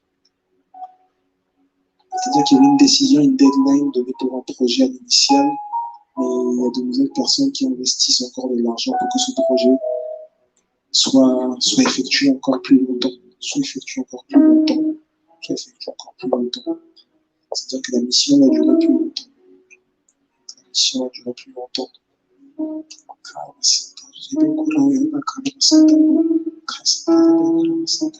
L'esprit de révélation, l'esprit de vérité consomme les cœurs. Il consomme les cœurs. Il amène la paix, il amène le conseil. Il amène la paix, il amène le conseil, il amène la maîtrise de soi.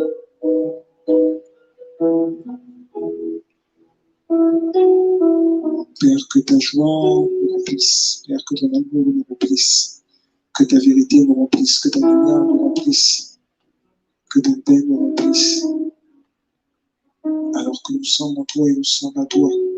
Seigneur, fais de nous encore des personnes qui te vivent sincèrement, des personnes qui t'expérimentent sincèrement. Que nous t'expérimentions avec un élan de cœur nouveau, avec une manière d'être nouvelle, avec un état d'être nouveau. Que ta santé soit notre partage, que ta vision des choses soit notre partage, que nos yeux soient ouverts en toi, ouverts avec toi, et que nous te voyons tel que tu es réellement, tel que tu es véritablement, non pas tel que la philosophie t'a décrit, non pas tel que l'humanisme t'a décrit, mais tel que tu es réellement, tel que tu es véritablement, et que ce témoignage de toi, de ta personne, nous accompagne aujourd'hui et à jamais. Dans le nom de Jésus-Christ, nous avons ainsi prié. Seigneur, reçois favorablement nos offrandes, et même nos dîmes, nos offrandes, nos actions de grâce, et même nos dîmes pour ceux qui nous ont. Reçois favorablement ce que nous apportons à ta maison pour sceller ces miracles, ce que tu as accompli. Reçois favorablement l'expression de notre amour, l'expression de notre reconnaissance, l'expression de notre gratitude. Que derrière les offrandes, Seigneur, qu'il y ait l'exécution de ta parole, la manifestation de ta parole. La manifestation de ta parole. Nous ne venons pas à l'église dimanche matin juste parce que nous le voulions. Oui, nous le désirons, c'est vrai. Nous venons parce que toi, tu es bon. Nous venons à l'église également ce dimanche matin parce que nous savons que toi, tu peux changer. Toi, tu peux transformer. Et c'est parce que nous désirons ce changement, nous désirons cette transformation que nous venons ici ensemble prier corporativement avec toi. Et nous prions avec toi. Nous prions avec toi pour vivre ce changement. Et cette offrande accompagne la manifestation de ce changement. Ces offrandes accompagnent la manifestation de ce changement. La nouvelle vie maintenant. La nouvelle ère dans laquelle nous sommes. La nouvelle ère dans laquelle nous sommes. Et cette ère est majestueuse. Cette ère est merveilleuse. Cette ère est majestueuse. Cette ère est merveilleuse. Que ton nom soit élevé, que ton nom soit glorifié pour tout ce qui est fait ici et que ton nom soit glorifié pour ces offrandes que nous te donnons Reçois-les favorablement, agrée-les avec ton cœur et que toute la gloire te revienne. Dans le nom de Jésus-Christ, nous avons ainsi prié. Amen, amen, amen. Ma vie tout entière est le fruit de ta grâce. Envers moi, rien ne me prédestiné à ce que tu as fait de moi. Tu as bouleversé les pronostics de mes ennemis. Oh, yeah. Tu m'as choisi, oui. Tu m'as choisi, yeah. Tu m'as choisi, aïe, oh, tu m'as choisi. Depuis le ventre de ma mère, mon Dieu m'a choisi. Ah, tu m'as choisi, yeah, yeah, yeah. Tu m'as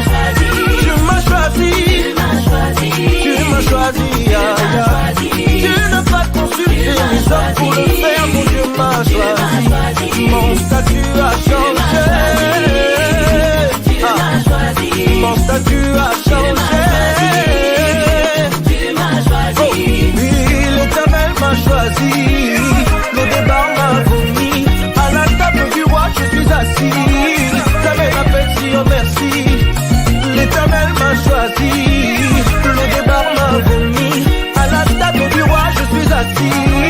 T'avais la paix, si oh merci. La paix, si ma todo. La bonité, la paix, si ma todo. Reconnaissant la nuit, son azanango. Et aussi, d'ailleurs, Yeshua, merci. Gloire à Dieu, gloire à Dieu. Est-ce qu'on peut ensemble célébrer le nom du Seigneur? Est-ce qu'on peut célébrer le nom du Seigneur? Gloire au Seigneur Jésus. Gloire au Seigneur Jésus. Merci à Dieu pour ces moments. Merci à Dieu pour ce culte. Merci à Dieu pour tout ce qui a été fait. Merci à notre roi pour ce merveilleux service. Merci à notre roi pour ce merveilleux dimanche.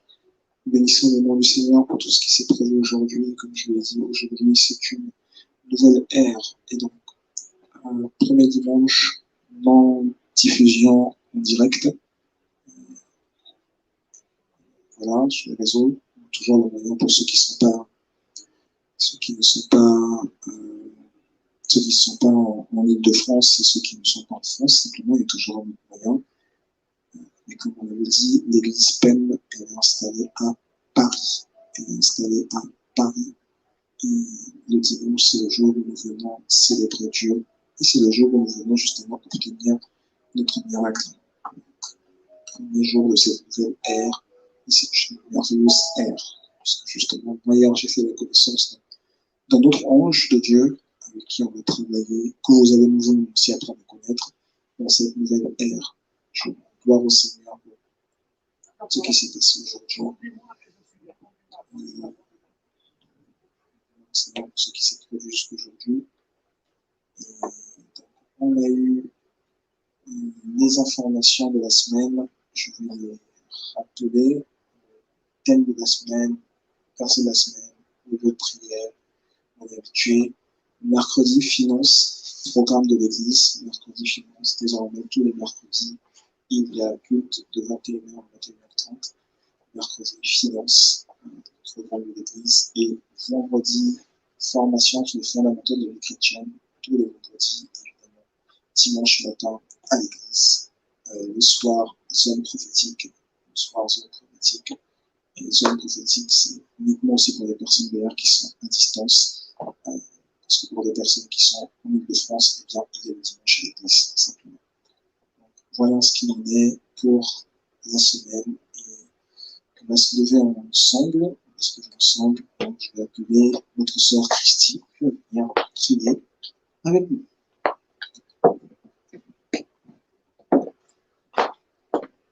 Amen. Nous allons simplement encore une fois dire merci à Dieu pour ce culte et recommander le départ de tout un chacun, ainsi que la semaine de tout un chacun, élevant nos voix et puis prions. Père, nous te disons merci pour ce culte, merci pour tes grâces, merci pour la parole que tu nous as donnée. Papa, nous sommes revigorisés, nous sommes fortifiés alors que nous avons entendu cette parole. Maintenant que nous savons que nous sommes connectés à un portail divin, nous sommes plus rassurés, nous sommes plus audacieux parce que nous marchons avec toi. Papa, je recommande tout un chacun entre tes mains. Je recommande le retour de tout un chacun. Laisse que chacun soit protégé par toi, gardé par toi. Et je sais que tu veilles sur chacun de nous et que notre semaine sera glorieuse parce que tu es présent. Nous avons ainsi prié dans le nom précieux de Jésus-Christ avec action de grâce. Est-ce qu'on peut acclamer pour Dieu? Amen, amen, amen. Bon dimanche à tous et que Dieu vous bénisse.